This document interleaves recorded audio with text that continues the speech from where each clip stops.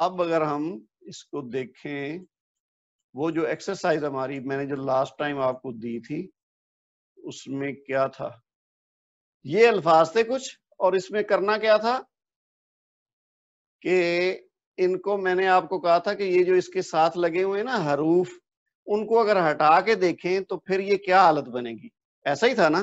تو اب جیسے یہ ہے نا فی حدیقتن، تو یہ حدیقتن کیوں ہے؟ فی کی وجہ سے. لیکن اگر فی ہٹا دیں تو کیا بنے گا؟ حدیقتن. یعنی اصل میں یہ ہے حدیقتن، ایک باغ یا ایک پارک. تو لیکن فی لگا تو پھر یہ بن گیا فی حدیقتن، یہ بن گیا مرکب جاری.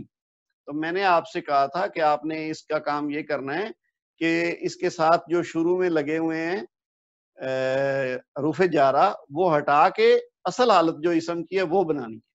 تو مجھے 4-5 لوگوں نے بھیجا ہے، اس میں یہ والا حصہ تو خیر تقریباً سب کا صحیح ہے، 1-2 کے علاوہ.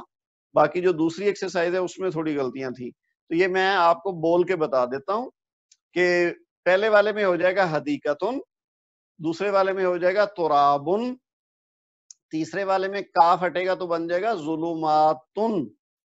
بنیادی طور پر کیا ہو رہا ہے کہ جو نیچے 1 یا 2 زیر ہیں وہ ہم نے پیش میں بدل دینی ہے. اگر 2 زیر ہیں تو 2 پیش لگ جائیں گی، اگر 1 زیر ہے تو 1 پیش لگ جائے گی. اچھا آگے اب کیا ہے جی، یہ پہلے تھا فی حدیقتن، اب ہے فی الحدیقتی. ال جب لگا تو اس کی تنوین کی بجائے 1 حرکت رہ گئی. تو اب یہ فی ہٹے گا تو یہ بن جائے گا الحدیقتو. اسی طرح من ہٹے گا تو بن جائے گا الترابو، پھر من ہٹے گا تو بن جائے گا بیتن، آگے با ہٹے گا تو یہ بن جائے گا لسان، لسان ان ہے تو یہ بن جائے گا لسانن. یہ اس کے ساتھ جو حرف جارہ ہے نا وہ با ہے، لام ساتھ نہیں ہے. یہ دونوں ریڈ کلر میں ہیں تو اس سے شاید یہ امپریشن مل رہا ہے کہ یہ با بھی ہے اور لام بھی ہے. لام لسان، لسان کہتے ہیں نا زبان کو، تو یہ با کو ہٹانا ہے ہم نے، تو یہ بن جائے گا لسانن. اسی طرح آگے کاف ہٹے گا تو یہ بن جائے گا شجرتن، درخت کو کہتے ہیں نا شجرہ، تو یہ بن جائے گا شجرتن. اسی طرح آگے من ہٹے گا تو بن جائے گا البیتو، پھر الہ ہٹائیں گے تو بن جائے گا المسجدو، پھر لام ہٹائیں گے تو بن جائے گا عروسن، پھر یہ لام ہٹے گا تو ساتھ ایک الف لگ جائے گا. یہ ایک خاص چیز ہے جو آپ کا ٹیسٹ ہے کہ آپ کو میں نے بتایا تھا کہ جب ال ہو اور پہلے لام لگ جائے حرف جارہ جس کا مطلب ہوتا ہے کے لیے، تو پھر وہ الف کو ہٹا دیتا ہے.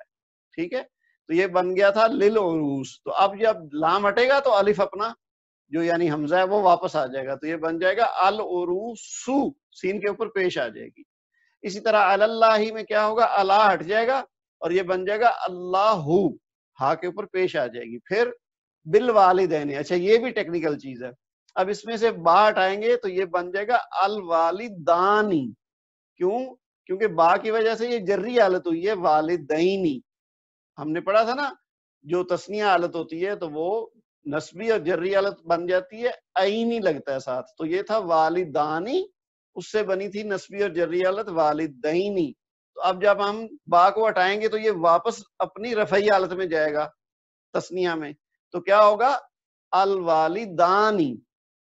اسی طرح الا صراطن میں الا جب ہٹائیں گے تو یہ بن جائے گا صراطن.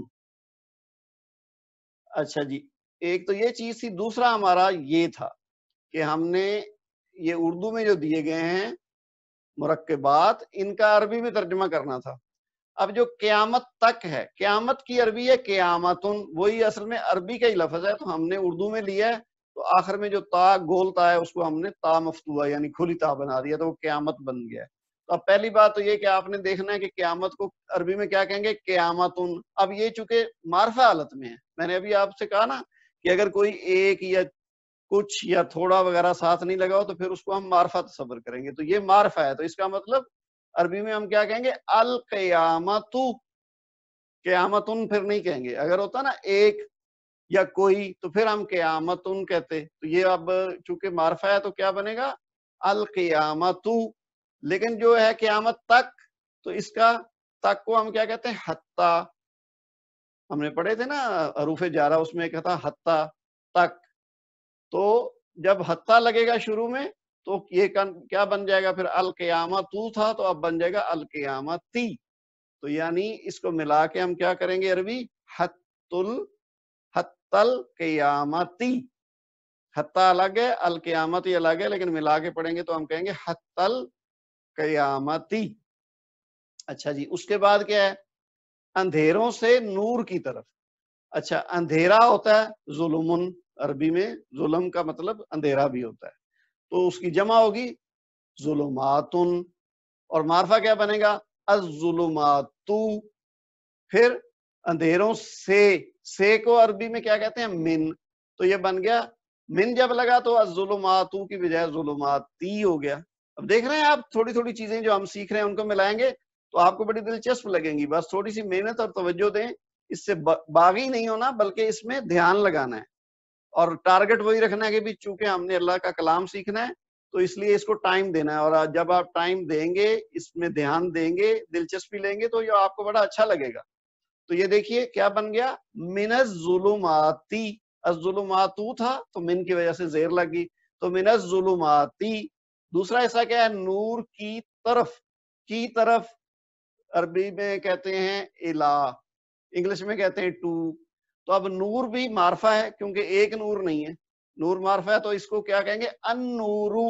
वैसे तो नूरुन था, तो अन्नूरू, और की तरफ होगा तो इला, तो इलन नूरी हो जाएगा। अब देखे ना, इला की वजह से नूरू जो था, रा के ऊपर जो पेश थी वो जेर बन गई, तो क्या बन गया? अन्नूरी, इला की वजह से। तो अब मिला के अगर देखें तो मिनज़ ज़ुलुमाती इलन नूरी। ठीक है, क्लियर हो गया ना? मिनज़ ज़ुलुमाती इलन नूरी, पूरी कंस्ट्रक्शन आपने समझ ली ना कैसे कैसे बना? ज़ुलुमातुन, उससे बना अज़्ज़ुलुमातु, फिर मिन की वजह से हो गया अज़्ज़ुलुमाती। इसी तरह दूसरा हिस्सा अन्नूरू, और इला की वजह से बन गया अन्नूरी, तो टोटल बन गया मिनज़ ज़ुलुमाती इलन नूरी।